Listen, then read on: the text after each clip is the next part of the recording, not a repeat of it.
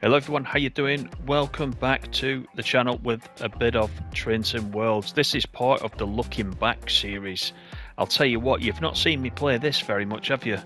But this is the Isle of Wight, and we're going to get into it. We're on the Isle of Wight 2022. We'll talk about the different Isle of Wight routes once we get going. But this is 2D17, Ryde Pierhead to Shanklin. It's about half an hour, something like that. We are, of course, in the class 484. Let's get started. We'll get everything set up. We'll have a talk about it. Let's get the doors open.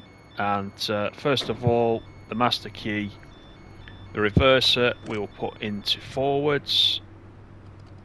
Instrument lights. We do have a safety systems isolated warning there. We'll sort that out shortly. Looks like the headlights are already set today. Now, the safety systems are over here on this wall, so let's just cut all these in, shall we? Make sure we are nice and safe, of course. Cut that in. Just cancel that. Yes, what's that one? That's already cut in. There, so we're good to go, I think. We've got the line voltage there, which is also nice. Right, we can lock the doors. Let's take a quick look outside, shall we? This nice island line livery that came with the route. 484004. Right, let's get underway. So we've got a combined throttle and brake handle on this. So we'll make our way across the pier. So I was looking down the sheet and thought, not done a looking back for a while. We've done a couple of them on the channel. Oh, that's not a good start. Speeding out of the blocks. And I thought, do you know, I have not played the Isle of Wight for such a long time. And we have, of course, as I alluded to in the intro, we got two versions of the Isle of Wight. We've got the original Isle of Wight that came out by River Games, which has got the 483, the old underground stock. So the horn, then the whistle. And we've got this one, which was a completely separate route that came out. This is the Island Line 2022. This is modernised slightly for this release. I don't know when the original Isle of Wight was actually meant to be set. I can't remember which year it was meant to be set. However, these are the new units running up and down, so it was reissued rather than it being a sort of loco DLC, if you will. It was a whole new route with whole new sets of scenarios, all that good stuff, and just gives you another way to play it. You know, on the original Island Line, I didn't pick that up straight away. Oh, there's a collectible, look. I didn't pick it up straight away. I wasn't that sure about it. And when it first went on sale is when I picked it up. And actually quite enjoyed it. It was a different kind of experience to what we'd had before. And there's a hovercraft. That wasn't in the original Isle of Wight, which was a big complaint. I actually played quite a lot of the original route when it came out, and when this one came out I was a bit unsure. I was thinking, well, how much different is it going to be? Route wise it isn't, but if you know this area then you will know that this is the unit that everybody wanted, so I can see why they did it. You can run on this up and down for a couple of hours. As I said, it's half an hour generally. I think 27 minutes if you're running on time, end to end. You can run up and down, you know, for a couple of hours, going backwards and forwards, if that's your thing. I've not really played it like that, I must admit, but it's an enjoyable route though. It's something a little bit different, as I said. And you know, I think these both Isle of Wight routes are quite frequently on sale. So if you haven't got it, you can perhaps pick it up.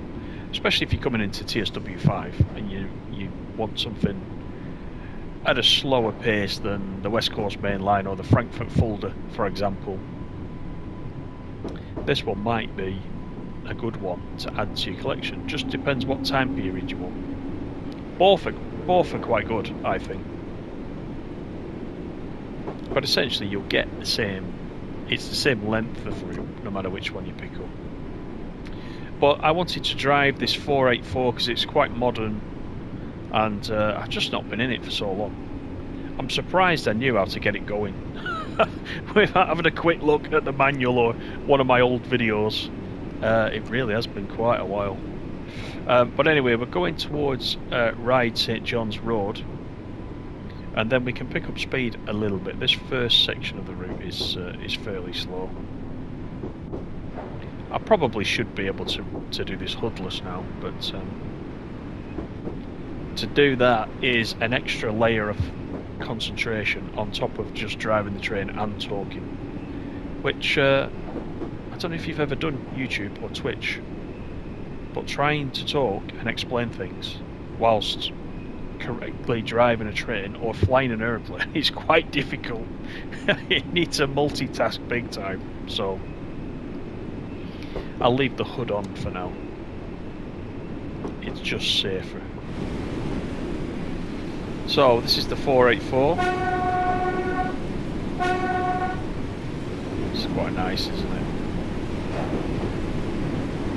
And we're coming into Ryde St John's, so we'll nip back into the cab. Like I said, it's fairly easy to drive this as well. It's got a combined brake and throttle. I'm using the controller. We're on the PS5 today for this one. And we'll get the doors open. We'll have a look from outside, let people on. If anybody does want to come on. We can have a quick look at the interior as well, because the interior's up. Oh, everyone's of course pushing me out, so the interior's quite up to date as well. Got the information systems there. These adverts are quite nice. On the original one, in the 483, you'll see Matt Pedalston up there. An advert for one of his charity streams that he did at the time, which was quite good. The ambient noise has definitely improved. The amount of passengers definitely improved on this as well. I think the original route was quite lacking, but I think then core updates generally across the board added more passengers and a little bit more going on. So that was quite good. All welcome stuff. Here's the sheds, the maintenance sheds, where in a couple of scenarios you're required to run in and out of there. Do some coupling up, etc, etc. Quite a bit of static traffic there, isn't there, really?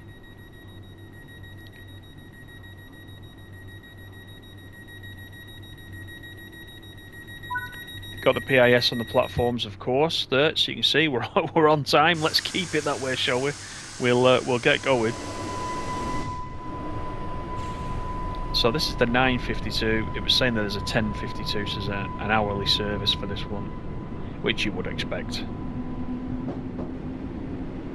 I'm interested to know just how well this route is used in real life. I've not been on this route. I've not travelled on it. I've not been to the Isle of Wight. If I did go to the Isle of Wight, I would definitely just jump on the train, just because.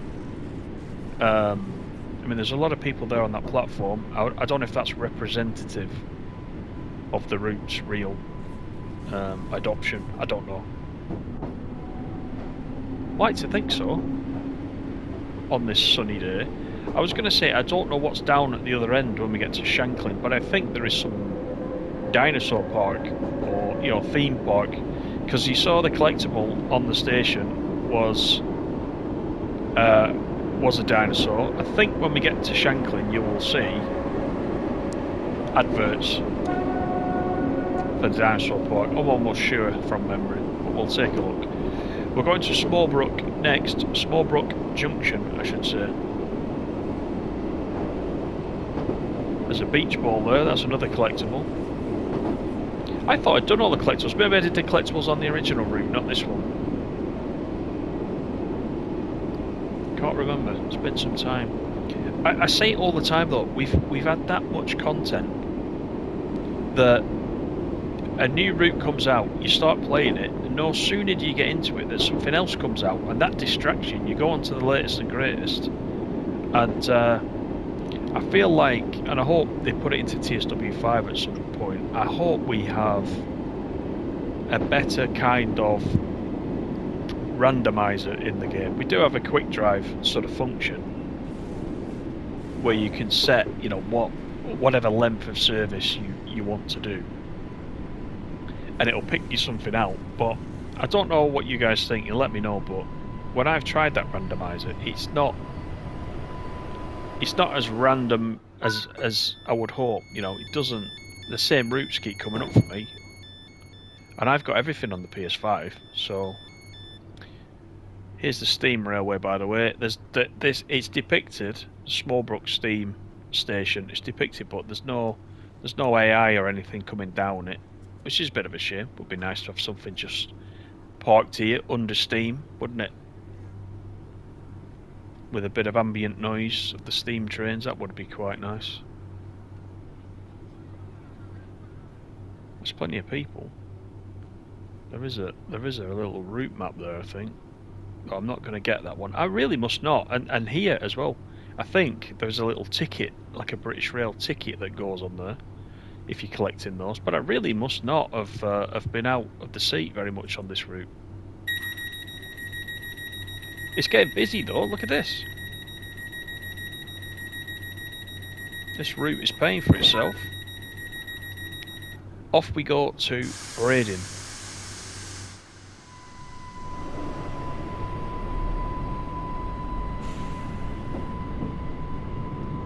The track sounds are great, by the way. And the acceleration, the sound is like, I would describe it as solid. I love the track noise.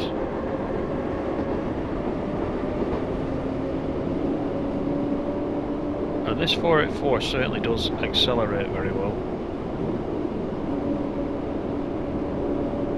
Just let me know in the comments though, if you own this route or the original Isle of Wight route, the original one with the 483, how often do you play it, just out of interest? I don't know how long this version's been out. It's only been, I'm going to say a year. I bet it's longer than that. I really don't know. I need to look on Jason's spreadsheet, which I'll be doing a little video on, by the way, once the TSW5 layers get become clearer and get added to the spreadsheet. We'll go through that and you can see what layers onto what and what DLC is what, because we're getting quite a list now. But I can't remember the release date. The spreadsheet will tell me. I need to look at it. Anyway, we are 1.5 miles away from Brading. I imagine this is quite a handy service from getting one side of the island down to the other, or across the island, depending where you are.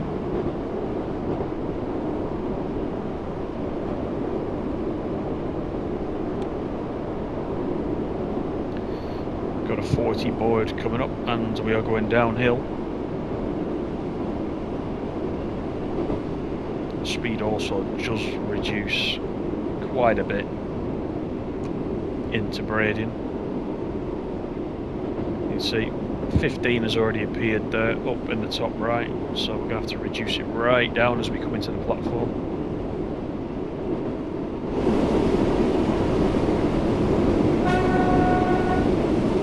The whistle's quite good, isn't it? There you go. I think the 483 only has a whistle, it didn't have a horn.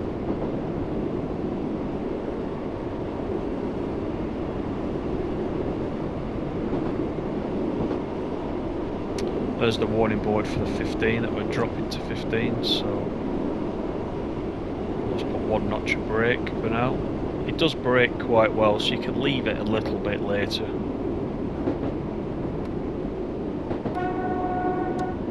But I want to try and stay on time on this service, which isn't like me, is it?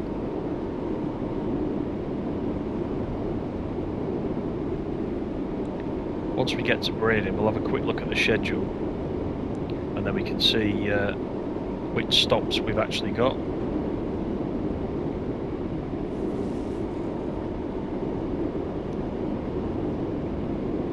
But it's a nice modern cab, this one, isn't it?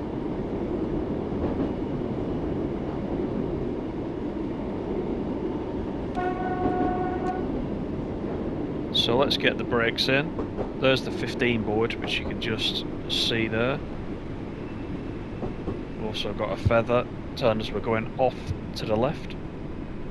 So there's a passing point, as I recall, in Braden Station.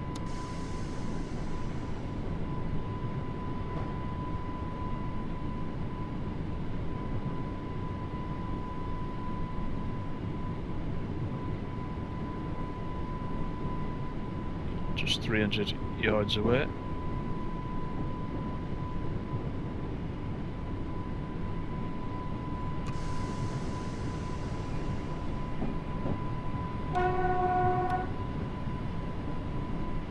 Is there anything in the opposite platform? Doesn't look like it, not yet. But there is a little bit of AI on here. Of course, most of it is single line, so there's not the opportunity for a lot of AI, but it's generally an hourly service, so you will see some, but not a great deal. And we've got a very slow departure from Braden once we get going as well, 5 miles per hour, as you can see. That's because there is a crossing at the end.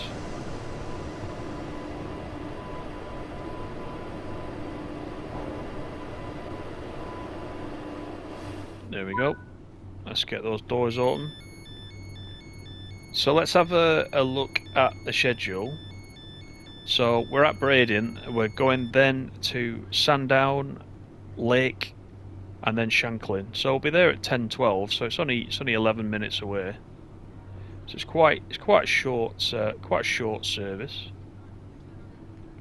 But it is handy. It's one of those routes. If you've only got, you know, half an hour, 40 minutes, then yeah, you can jump in it, and there you go. There's the departure boards. They're quite nice, aren't they? These obviously didn't exist in the original route. This is all new. It's all new stuff. Another collectible. Oh my god! I just want the ability to do that and click, but we have to be on foot to do that. And I guess that's the whole point of the collectibles, is to encourage you to actually get out and do that.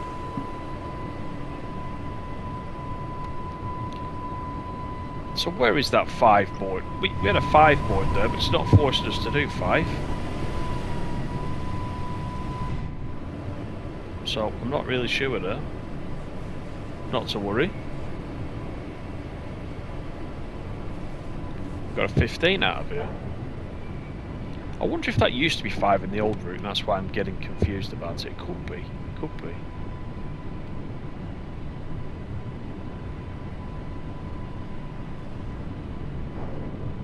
Should be able to accelerate up to 45. There we go. Sandown is next in 1.7.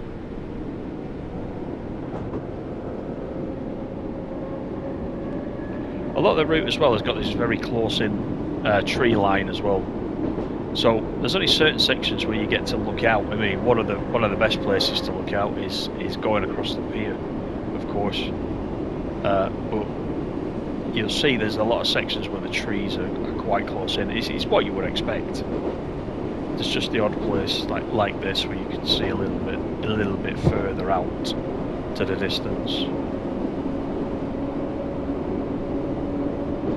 Some of these crossings as well that we're going over, you can actually, if you're on foot, and I have in the original route, to get the collectibles, I did actually walk the whole route, which is something you can't often do as well because the routes are a little bit longer, but I did walk the whole route. Some of the collectibles are off these crossings to the side of the track, which you'll know anyway if you've already played this before. But actually, it's one of the nicer routes to actually get out and walk around. This is Northern Transpennine is. That's always quite good. The old BR Blue stuff, always like walking around on those bits. Again, collectibles for me, they've kind of fallen by the wayside. I used to collect all the trophies, and I think then when we went from TSW3, where I had most of the collectibles and the trophies, to TSW4, and then we had to recollect them all again. I didn't go for them. I wasn't as precious this time around. I just went for the platinum trophy, which probably I think I got in a day last time for TSW4. And I'm wondering, is TSW5 going to be the same? But the individual route trophies, like getting collectibles, I really didn't. I didn't bother with, because it felt like I just walked this route, for example, and got the trophies in the old one, and then I had to do it again, and I didn't bother. Some of them, the collectibles, if you're doing it just for the trophy, if you're doing it for interest, that's a different thing. But if you're doing it just for the trophies, then it's a lot of work for, you know, a trophy, a bronze trophy, for example. So yeah, I haven't bothered.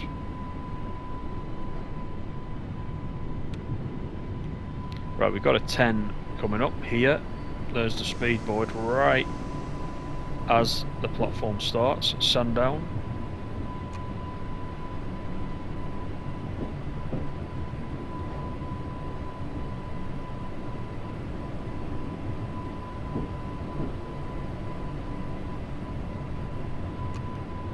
A few people coming onto the platform.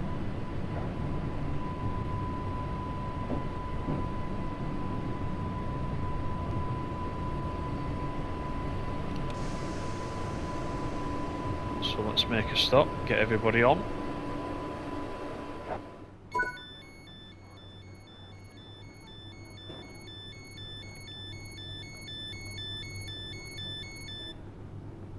Don't actually know if you have a conductor on this train, or if, you know, they rely on all the ticketing being done at the stations. I'm really not sure. You know, due to the nature of the length of the route, it makes me wonder if it's just a driver operated service. You guys can let me know that, because I know some of you will know this route quite well and have been on it, or you have knowledge of it that I don't have.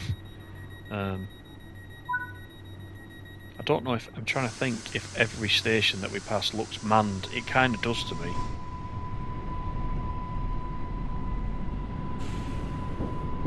Right, Lake is the next one, and I'm not observing the speeds at all. Which proves my point why I should have the hood on.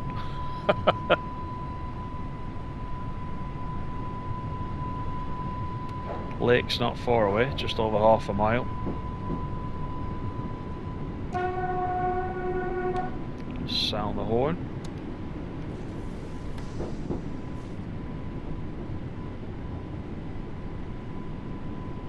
I think we're going to have lost some points for speeding on this one, I'll tell you that much.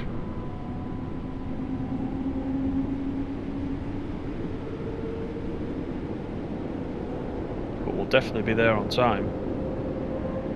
That's the upshot.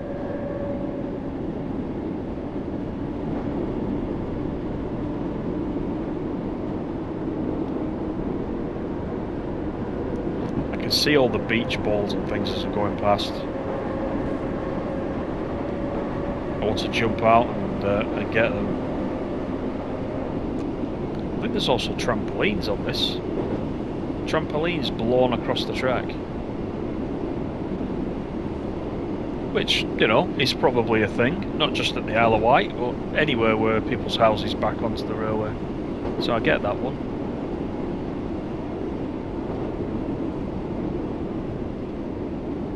Right, this is Lake. Now, I don't know if it's called Lake because there is a massive lake. Shall we see if we can look? It may just be called Lake because of somebody's name. But we'll see if we can look that far out, shall we? Whilst we've got the doors open. So we'll do that. And we'll do that. That's not the camera, is it this one that I want?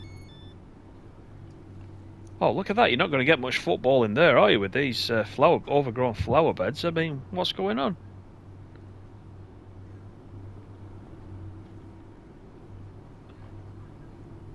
Let's have a quick look over here. I don't see a lake, do you? That's not to say there isn't one. There's an aforementioned trampoline right there.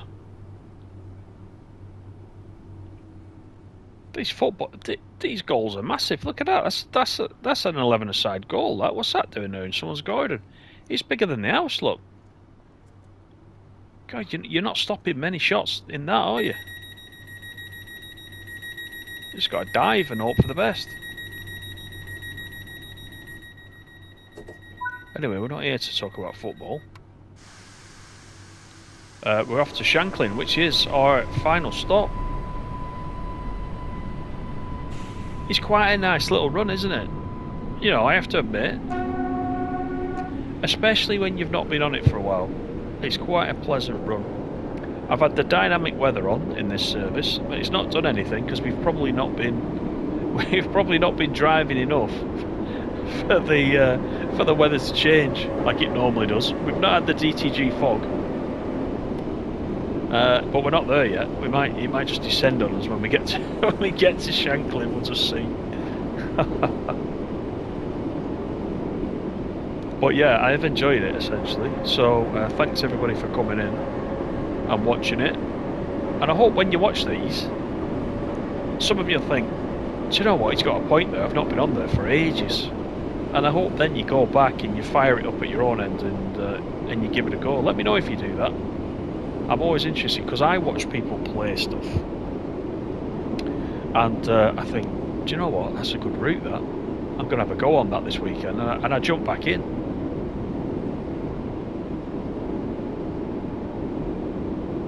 It's funny how that works, isn't it? And that's why I think, you know, we could probably do with some kind of better selection screen. I like the old flags thing we used to have. Was that in TSW2 where we had the country flags, and you could go in and drill down by country? I think that's a good thing. The more countries we're getting, because we're going to get Japan quite soon in TSW5, and we're going to get Holland or the Netherlands. We're going to get the Netherlands, and got a bit fast. And it'd be nice to have the flags back again in some way for a route selection screen. Right now, I've got so much DLC, I sometimes find it hard to, you know, to see the wood for the trees, and sometimes I miss some of these older routes by just not being able to pick them out. So it would be nice to have something like that in the new GUI. Yeah, there you go. There's the old dinosaurs again. So I think we got a dinosaur-related theme park at Shanklin. But anyway, that is our service complete. Thank you very much for joining me. I hope you've enjoyed it. This is part of the Looking Back series. We'll do a lot more of these as we go, and as we get into TSW5. But for now, take care, everybody. Do you want to look at the points? I was just going to say bye, but we've not looked at the points. Let's look how much we spent. Here it comes. Well, we took 28 minutes, we did 8.3 miles, and we got a gold. I'll take it. There's a little bit of speeding, as you can see on the chart, but it's fine. So until next time, take it easy. Thank you for joining me. See you on the next one. Bye for now.